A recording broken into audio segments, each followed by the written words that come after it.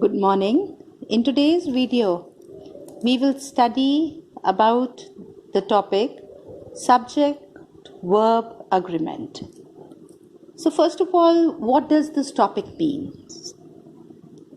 So this topic, subject-verb agreement. So subject-verb agreement means that the subject and the verb, they must agree in number. So this means that both need to be plural or both need to be singular. So there are a few rules that we have to keep in mind while writing the sentence. So when we write sentences, so it contains a subject and a verb. So the part, the subject, it could be a noun, it could be a proper noun, like it could be a name of a person or a place, or it can be an abstract noun also. So the part that refers to a person or thing, that is called as the subject, and the part that gives us more information about the subject is called the predicate. So the basic rule is singular subject, singular verb, plural subject, plural verb. So I'll write the first rule for you. So basic rule is singular subject,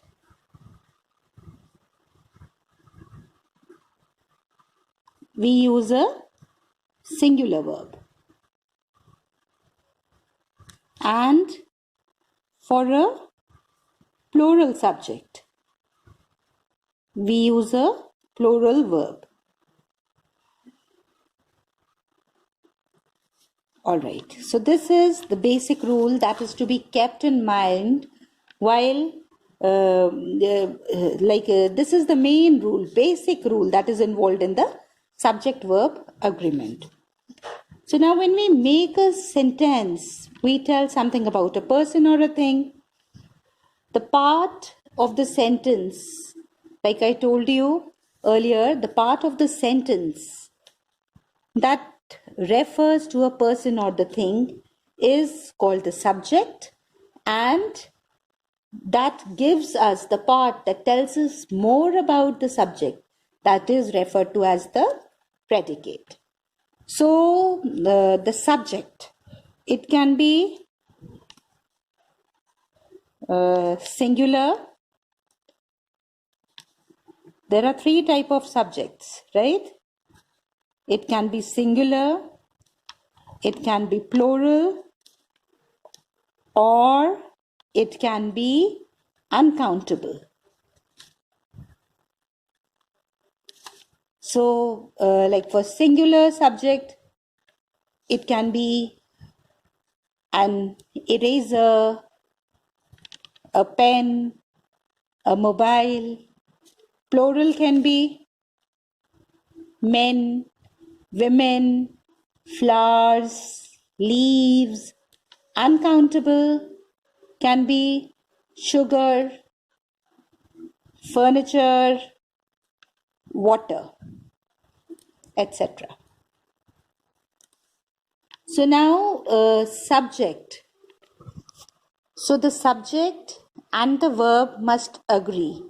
If the subject is singular, the verb should also be singular. If the subject is plural, then the verb also should be plural. So the verb agrees with the subject in number and person. So the subject and the verb must agree in person and number. So first is like there are a few rules that we have to keep in mind. First rule is, so the first rule is singular subject. We are going to use singular verb.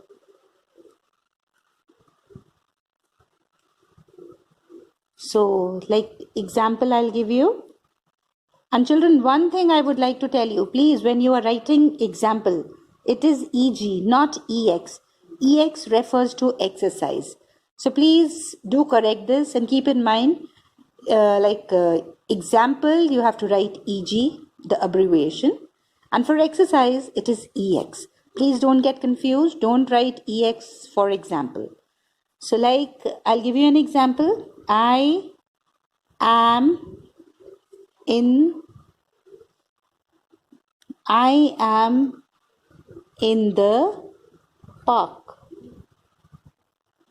So now in this singular subject, we will use the singular verb with it. Second is plural subject. We use a plural verb with this. So for example, they are in the classroom. So this is plural subject. So we are going to use a plural verb with this. Third rule is when two or more singular subjects are joined together, then plural verb is used. So when two or more singular subjects are used,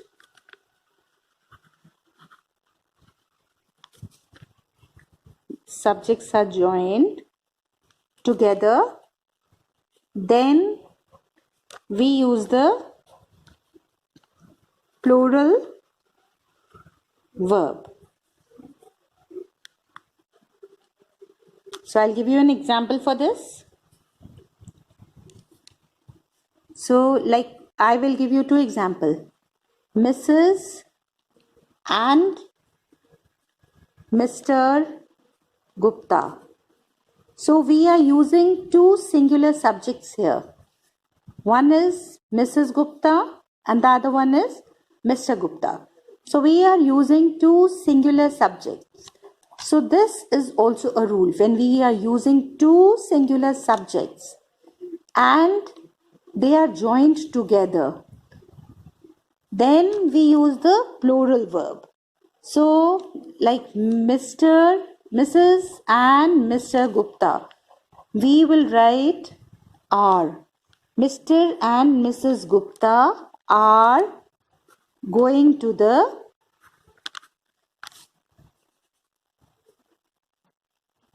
market. Let's take another example. The cow and the goat. So we are using two singular subjects here and they are joined by and. So the cow, one subject, the goat, it is also a singular. So when two singulars are used and they are joined by and, then we use the plural form.